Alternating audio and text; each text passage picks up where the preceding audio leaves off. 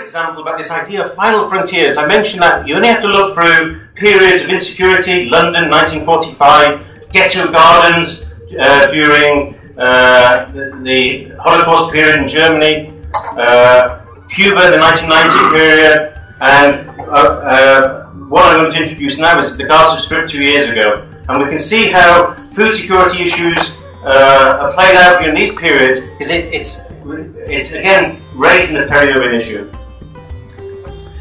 This is a photo taken in 2005, before the blockade of Gaza, and we can see very extensively developed irrigation on the Israeli side and a quite degraded environment on the Gaza Strip. Some of the problems here, these are very enforced problems because of political nature, and it gives us an insight, if you like, into things like climate change impact as well. So we have very extensive irrigation of groundwater resources coming through on the Israeli side, which increases salt intrusion onto the Gaza Strip land. So it's a degrading, if you like, a lower quality of the groundwater. During the blockade, food security became a vital issue, and then many of the donors, USAID and a lot of the NGOs, started to look at how they could look at a range of these issues in the Gaza Strip. Examples: organic agriculture, using things like closed nutrient systems, water and soil nutrient recycling. We see some of these examples here. This is a drip irrigation on an organic site. In the distance there you can see an Oxfam water tank that's been converted to a fish pond, and at the back is some greenhouses where organic tomatoes have been produced. Organic because they have no access to agricultural chemicals. So they're using fertilizer from the fish pond. Very simple technologies. Again, the Gaza Strip, looking at the waste management. Rather than a strict food aid, this is if you like, a cash for work program where people will, in this case, are being paid to bring in organic waste, and then the money is a form of relief, if you like, and then it's composted, bagged, and sold back into urban and peri-urban agriculture in the Gaza Strip. The Gaza Strip is urban; it's an urban environment. Here, rooftop gardens in the Gaza Strip. Every land then becomes utilised. From rooftops to riversides to open areas. So it's, urban and peri-urban agriculture then would cover a multifunctional approach. Here using a more sophisticated drip irrigation to conserve water, but these technologies can be quite simple. A very simple drip irrigation in urban agriculture in Addis Ababa, for example. Wastewater irrigation, I'm sure this is going to be a theme that we're going to talk about. I'll mention a few points about it. What we're looking for particularly is things like using the multi-barrier approach. Risk reduction, there's never a single solution, but always looking for multiple entries to reduce risk.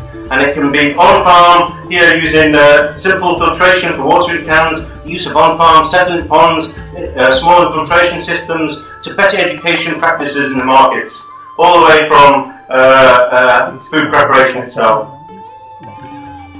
Look, going back to Hopidawa, where we talked about some of the systems, just some closing slides on issues of sustainable solutions that can often be found. Okay, here silkworm production, mulberry bush, irrigated with wastewater, a great example because it reduces this food risk.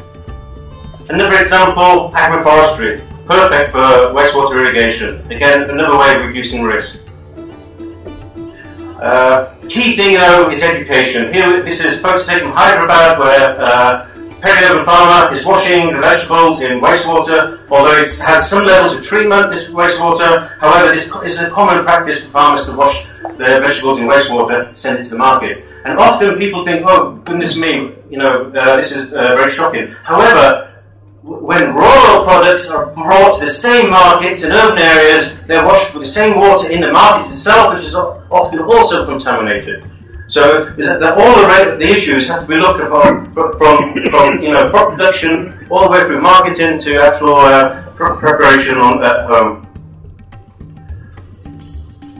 Education key perspective throughout the process.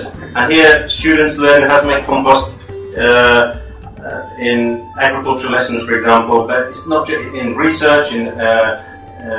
There's a whole area where these issues have to be mainstreamed.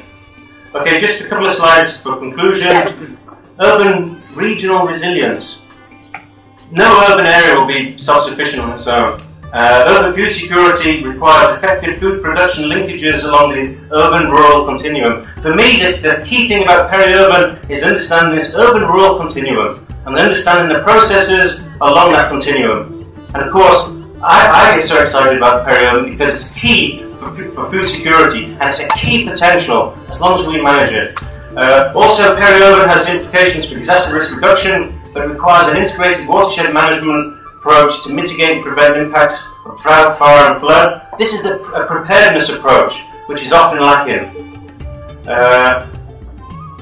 Some of the functions: environmental protection, environmental sanitation, food security. Just to briefly look at some of these, things like flood protection, mitigation, urban biodiversity and habitat conservation. And we don't mean monocultures, but we mean diverse agroecology and things like agroforestry. Slope stabilization in fragile areas, protection of flood zones, environmental sanitation, organic solid waste utilization, wastewater irrigation, using things like multiple barrier approach, and of course food security itself, food production, income generation. Final slide to conclude, just to highlight, peri-urban has multiple functions, including food security, environmental protection and sanitation, and of course disaster risk reduction.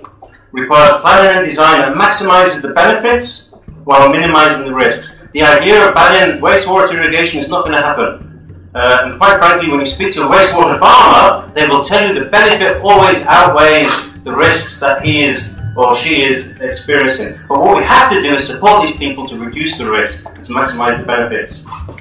Full potential requires bold urban visions, strong and enlightened leadership, and human and technical resources. This was a bold urban vision. However, what we need for these kind of visions really is strong and enlightened leadership to push that. And of course, human and technical resources, which is contained in this room here. Okay, thank you very much.